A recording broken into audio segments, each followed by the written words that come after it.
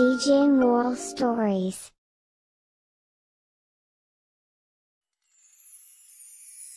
অনুগত কুকুর।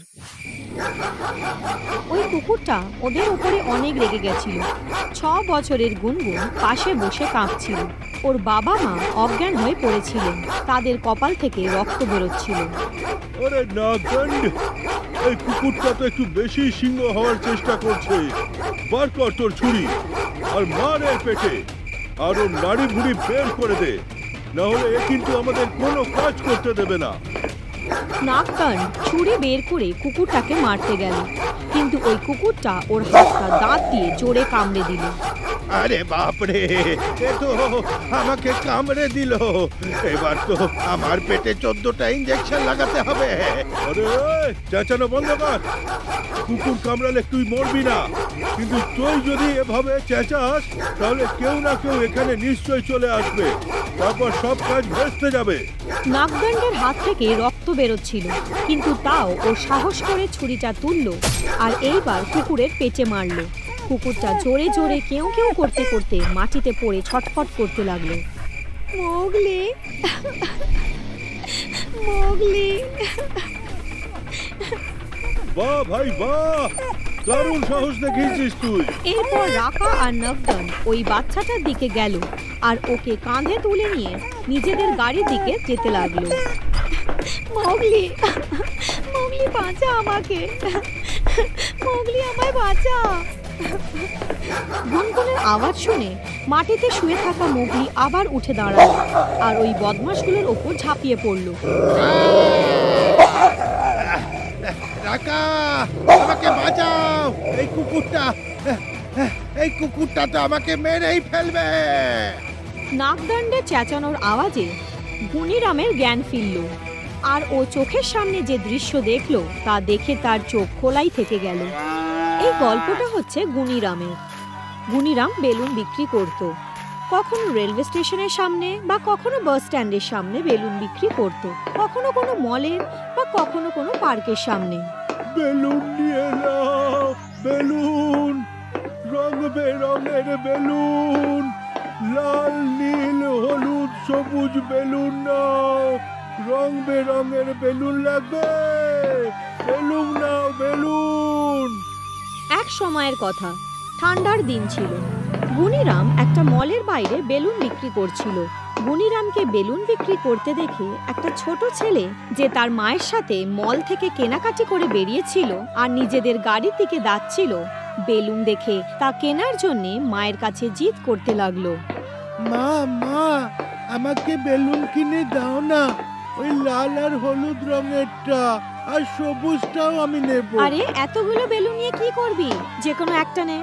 না মা, আমার সবগুলো চাই, না হলে আমি বার্থডেতে আমার কেক কাটবো না। ঠিক আছে, দিচ্ছি। বড্ড জিদ্দি হয়েছিস তুই। ওই মহিলা তার ছেলেকে গুনিরামের কাছে নিয়ে গেল। দাদা, বেলুন কত করে?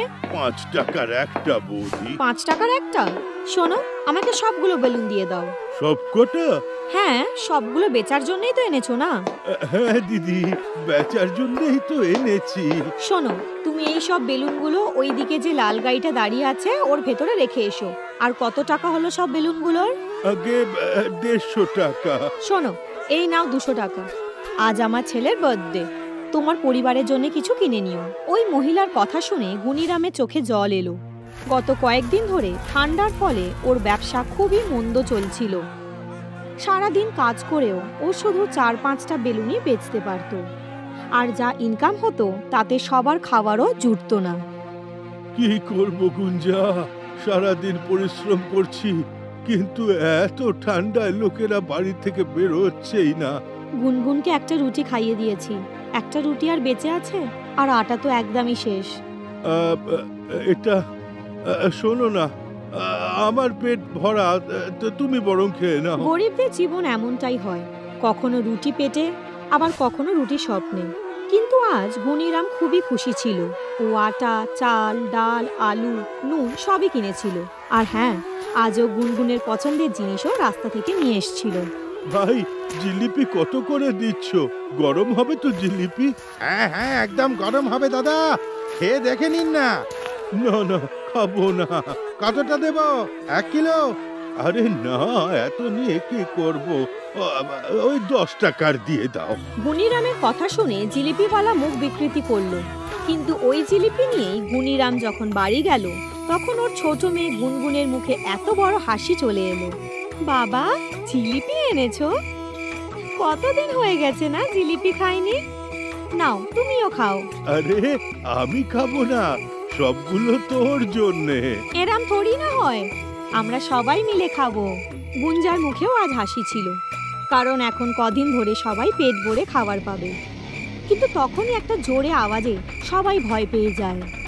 বাহ ভাই বাহ, এই মাসের বাড়ি ভাড়াটা এখনো দাওনি তোমরা, আর এখানে ভালো ভালো খাওয়া দাওয়া চলছে। সেই আওয়াজটা গুনিরামের বাড়ির মালিকের ছিল। উনি খুবই নির্দয়ী মানুষ ছিলেন। কি রে, ভাড়ার কি হলো? মালিক, চিন্তা করবেন না, আমি ভাড়া দিয়ে দেব। আরে কবে দিবি তুই? তুই কি দিনক্ষণ থেকে আমাকে ভাড়া দিবি? মালিক, সব সময় তো আমি সময়ই দিয়ে দিই। এই মাসের কাজ একটু মন্দা চলছে, তাই একটু দেরি হচ্ছে। বড্ড নির্লজ্জ লোক তুই। ভাড়ার টাকা দিচ্ছিস না, আর এদিকে জিলিপি খাওয়া চলছে। এই বলে ও গুনগুনের হাত থেকে জিলিপি কেড়ে নিল আর বাইরে ফেলে দিল। শুনে রাখ, আমার এক্ষুনি ভাড়ার টাকা চাই, তাহলে এক্ষুনি বেরো আমার বাড়ি থেকে।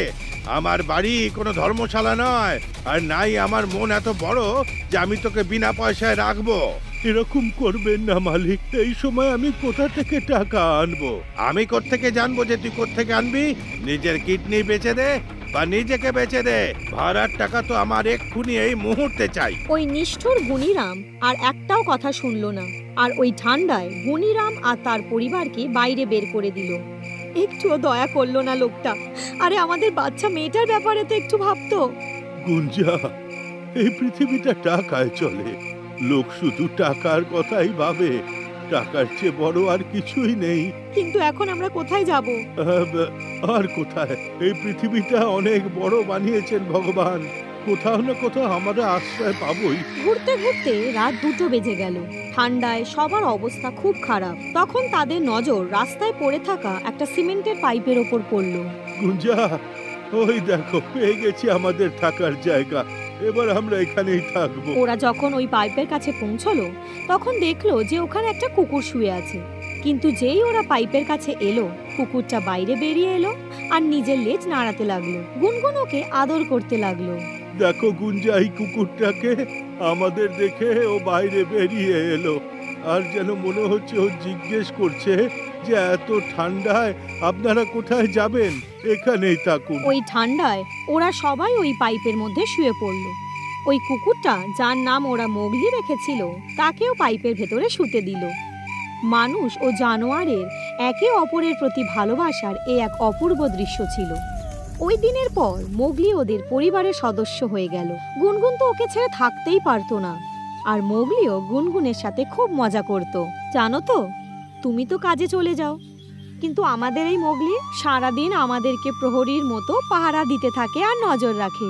কেউ যদি এদিকে আসতে চায়, ও চেঁচিয়ে তাকে তাড়িয়ে দেয়। জানো, আজ আমি দেখলাম যে কিছু বদমাশ লোক এদিকে ঘোরাঘুরি করছিল। মোগলি ওদের অনেক দূর অবধি তাড়া করেছে। আমাদের গুনগুন তো সারাদিনই ওর সাথে খেলতে ব্যস্ত। এ তো ভালো কথা গুঞ্জা, কিন্তু জানো, আমরা তো এখানে থাকি বটে, কিন্তু জায়গাটা সুরক্ষিত নয়। কিন্তু কি করব, আর আমার কোনো উপায়ও তো নেই। জানো, সারাদিন আমি বেলুন বিক্রি করতে করতে তোমাদের ব্যাপারেই চিন্তা করি। সব ঠিক আছে না? আরে তুমি এত চিন্তা করো না, মোগলি আছে তো। ওরাও মোগলির অনেক খেয়াল রাখতো। একবারের কথা, মোগলিকে কেউ পাথর মেরেছিল, যার জন্য ও পায়ে চোট লাগে। ওর পা থেকে অনেক রক্ত ঝরতে লাগলো। গুনগুন সেটা দেখার সাথে সাথে নিজের ফ্রক ছিঁড়ে ওর কাটা জায়গায় বেঁধে দেয়। তোকে বলেছিলাম না যে ওদিকে যাবি না, তাহলে তুই কেন গেছিলিস?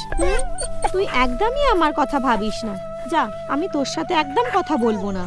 এই বলে গুনগুন মোগলির ওপরে মিথ্যে রাগ দেখালো। মোগলির চোখেও জল চলে এলো, আর ও ওর দিকে তাকিয়ে চেঁচাতে লাগলো। মনে হলো যেন ও ওকে মানানোর চেষ্টা করছে। আচ্ছা আচ্ছা, এবার চুপ কর, কিন্তু মনে রাখিস এরম ভুল আর করবি না, তাহলে আমি সত্যি তোর সাথে কথা বলবো না। গুনিরাম আর তার পরিবার তাদের ওপর আসতে চলা বিপদের ব্যাপারে জানতো না। আসলে বাচ্চা চোরের একটা দলের নজর গুনগুনের ওপর চলে গেছিল যখন তারা গুনগুনকে মোগলির সাথে পাইপের সামনে খেলতে দেখেছিল। কিছুদিন ওর ওপর নজর রাখার পর তারা জানতে পেরেছিল যে গুনগুন ওর পরিবারের সাথে ওই পাইপেই থাকে। দেখ রাকা, এই মেয়েটাকে এখান থেকে তুলতে বেশি রিস্ক নেই, কারণ এদিকে তো খুব বেশি লোকজন আসে না। সেটা তো ঠিক আছে, কিন্তু এই কুকুরটাকে নিয়ে কি করব? আরে কুকুরটাকে কিসের ভয়? আরে ও তো একটা কুকুর নাকি, ও থোড়ি সিংহ। তাহলে ওই দিন প্রাণের ভয়ে পালিয়েছিলিস কেন? হ্যাঁ, যেদিন ও তোকে তাড়া করেছিল আমি তো পাথর মেরে কোনো রকম ভাবে ওকে আটকেছিলাম, না হলে তোকে মেরেই ফেলতো। নাগদণ্ড আর রাকা গুনগুনকে কিডন্যাপ করার জন্য পুরো তৈরি হয়ে এসছিল। ওরা গুনিরাম আর গুঞ্জার মাথায় লাঠি মেরে ওদের অজ্ঞান করে দিয়েছিল, কিন্তু মোগলি ওদের ওপর চেঁচাতে শুরু করলো। জ্ঞানে আসার পর মোগলির ওরম অবস্থা দেখে গুনিরাম প্রচন্ড রেগে যায় আর ও একটা লাঠি দিয়ে গুন্ডাদেরকে মারতে শুরু করে। মারো বাবা, মারো এদের বাবা, আরো মারো। এরা মোগলির পেটে ছুরি ঢুকিয়ে দিয়েছে আর এরা আমাকে এদের সাথে নিয়ে যাচ্ছিল। গুঞ্জারও ততক্ষণে জ্ঞান ফিরে এলো। ও চেঁচিয়ে চেঁচিয়ে ওখানে লোক জড়ো করে নিল। কিছুক্ষণ পর পুলিশ এলো। পুলিশ ওদের দেখেই চিনতে পেরে গেল, কারণ পুলিশরাও ওই বাচ্চা চোরদের খুঁজছিল। আপনারা, বিশেষ করে আপনাদের কুকুরটা অনেক বুদ্ধিমানের কাজ করেছে। আমরা আপনাদের এর জন্য পুরস্কার দেব, আর আমরা আপনাদের থাকারও বন্দোবস্ত করে দেব। ওনারা এইসব কথা বলছিলেনই, কিন্তু গুনগুন মোগলির কাছে বসেই কাঁদছিল। মোগলি, ওঠ না, ওঠ না বাবা, বাবা দেখো না, মোগলি উঠছেই না। কিন্তু মোগলি উঠতই বা কেমন করে? ও তো নিজের অনুগততা দেখাতে দেখাতে পরলোকে গমন করেছিল। সেই দুনিয়া যেখানে কোনো হিংসে নেই, আছে শুধু ভালোবাসা।